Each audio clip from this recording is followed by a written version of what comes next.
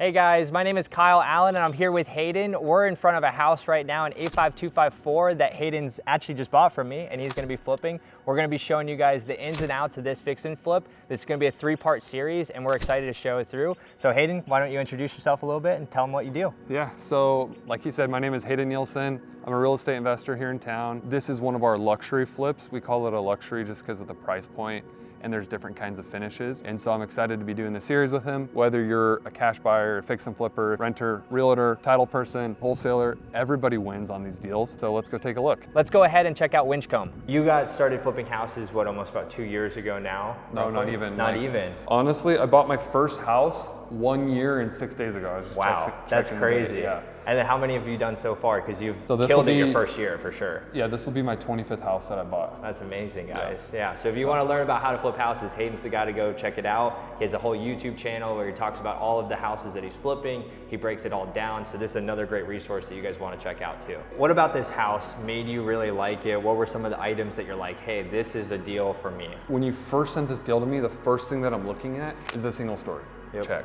Yeah. It's a 3-car garage. That's a huge plus. It has a pool. It's a huge plus. I really am hesitant of buying a luxury house without a pool. At any price point, a pool, for whatever reason, just doesn't even correlate so much value to the house. It sells faster, it sells easier, it sells for more money. So like those are the first 3 things. Single story sell a lot better than 2 stories. 3-car garage, like if somebody's gonna pay $1.4 million for a house, they're going to want a garage. Next, I look at the location. I was telling him I just sold another $1.4 million house a couple blocks away. I kind of know this area a little bit. I know that there's comps. We looked at the neighborhood, there's comps in the neighborhood.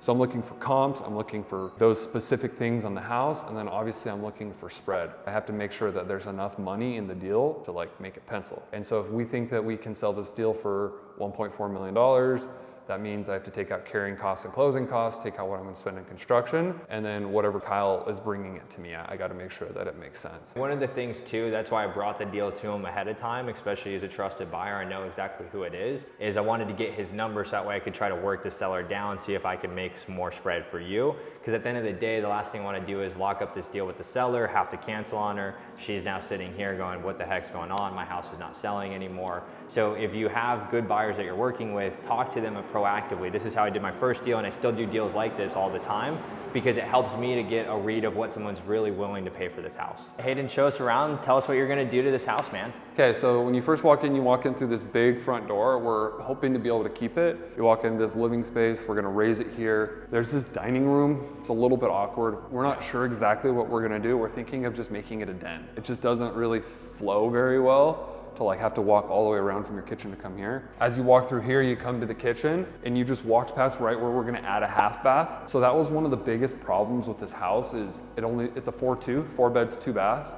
And we think that at this price point, you need an extra half bath. People don't want their guests having to use their kids' bathroom. And then now we're here in the kitchen. We're just gonna be adding cabinets, counters, appliances, flooring, and paint, light fixtures. And then who do you use for your cabinets and countertops? Honestly, finding subs and vendors is almost like finding deals. Yep. You just have to get creative because for every good sub or good vendor, there's 10 bad subs and vendors. You have to find, this is a pro tip, you have to find a sub especially that works on other fix and flips because new construction, commercial, custom, it's all different. Residential, remodel, it's all different than fix and flip. So you have to find subs and vendors that work with fix and flips because if not, they just don't understand how your business works and it ends up costing you a lot more money in the long run. And it's just, that's kind of one of those tricks of the trade that I've learned. So we're here in the master bedroom now. This is probably one of the most important parts of the house. Would you agree? Yeah, 100% agree. So what are you guys gonna do in here? Are you guys gonna do anything special or are you guys just gonna kind of keep it, you know, the basic, you know, that you would typically do to any other room? You always hear, like it's the cliche, you gotta spend money on the master bathroom and the kitchen, and that's kind of what we do. We'll pimp out the master bathroom. Freestanding tub, hanging light fixture, big shower, nice glass enclosure. One of the things that's important in a house like this is it has a toilet closet. It's super important to people. Spend money in the kitchen, spend money in the master bathroom. I love it. And that's what people love. All right, guys, so we're here in the backyard right now. This is obviously one of the most important parts of the house too as well. This is where the family's gonna spend some time, especially when it's beautiful in March right now in Arizona.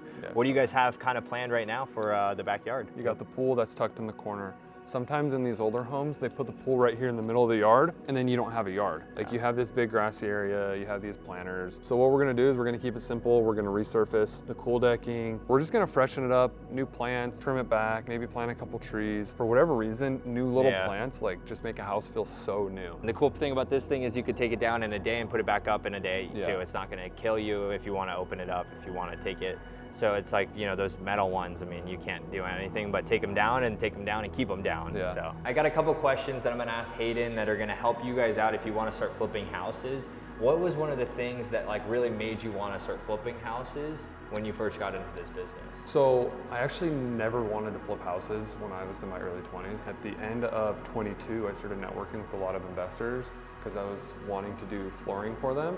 But then I started to get to know the industry more, and that's what kind of piqued my interest. It's like just getting to know wholesalers, getting to know investors, getting to know lenders, and like all of a sudden I'm like, wait, this is a super awesome industry. What made you do that first jump on that first deal? Like what made you want to like now take the dive? What was super enticing to me is you can make $50,000, $60,000, $70,000 in profit on a flip. I've done a lot of business. I've been an entrepreneur for a long time. I've spent millions in marketing. I've done millions in sales. Be able to take home $50,000 in free profit in a 6-7 week project, that's almost unbeatable. Yeah, like there's not many industries where you can go and do one deal and make that kind of free profit, free cash flow. What would be some of like the biggest learning curves, maybe like 2 or 3 of them that you're like, hey, if you're gonna be flipping real estate, watch out for this, avoid this, or do this, get those $50,000, $100,000 checks? I see 3 phases in flipping.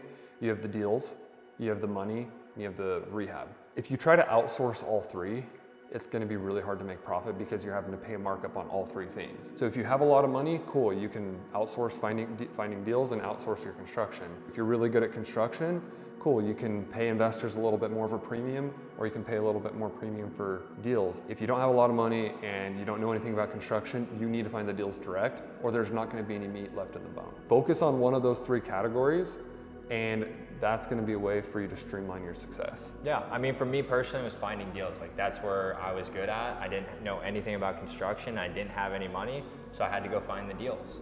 And then you find enough good deals, you can partner with people, you can, you know, bring money to the table. Like money's always available. And for you as the construction side, you already knew all the construction, you know how to do that, you had money too as well. So now you just need to find deals. So any last pieces of advice of what you would share for a future flipper, someone that wants to get into this business? You can't read about doing push-ups, you just have to do push-ups. Yeah. It's the same thing with real estate. You can watch all these YouTube videos, you can go to events, you can do all these things. You just gotta do a deal. Whether that's lending money to a flipper, whether that's bird dogging a deal, bringing a deal to Kyle, or doing a deal yourself, working for a flipper that does a lot of construction, you can help manage their projects. Whatever your skill level is, you just gotta start. Yeah, we get a lot of people that, you know, DM us that we talk to, they're like, I wanna do this, I wanna do this. 6 months go by, a year go by, they still haven't changed, they still haven't done anything, and it's just so true. You wanna get success, and the people that have jumped in, that just go right in, they get success, they have those results. And it's just simply by doing that. So Hayden, where can people find you at so they can start following some of your content online too? The best place to find me is on Instagram, Hayden Nielsen. We have a YouTube channel. Kyle is telling me that I need to get on LinkedIn, so I will get on LinkedIn this week. Right, Nate? But yeah, that's the number 1 place to find me. Yeah, well, cool. Well, I really appreciate you guys for watching this video. We're gonna bring you guys 2 more parts too as well to this. So you guys are gonna stay tuned. We're gonna come back in when it's fully demoed and you guys are going to town on it, building this project backed up. And then we're gonna come in once it's completely finished and it's staged. I'm gonna imagine that you stage most of your properties. Yes, especially at this price point. So we're gonna come back when it's completely done. So make sure to subscribe and follow the channel if you guys haven't already to make sure you see the next 2 parts.